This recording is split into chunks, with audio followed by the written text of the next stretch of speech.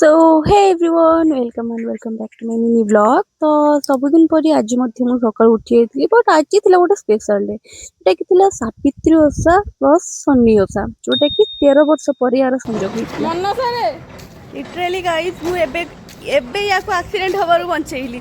Just एबे को truck माड़ करी जाई थांता किंतु मु एको बंचैली कि नहीं। धन्यवाद देखिले एते भलो किंतु इति श्री मते केते बेले भी मोर टे प्रशंसा करेनी एटा कहली केते भलो।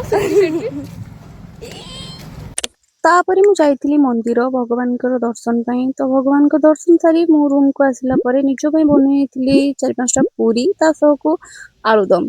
तो फर्स्ट टाइम जेहेतु बनैथिली खाଇବା भी ठीक ठाक थिला। तापर मते भोक भी लागुहिला।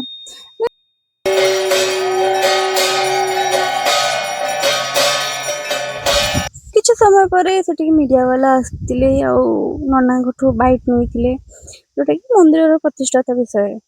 तो पुणी किसी समय पर मैं भोग खाई भोग खाइला सेठी गहली कम हो जाता। तापर भगवान को जुआर कि रूम को पलि आसी निज बनई सिमेई जोटा कि भल था आ सुंदर भाव सर्व कर आप फ्लेक्स करदेली। तो आजिकार वीडियो एतिक थिला। Bye bye, thanks for watching.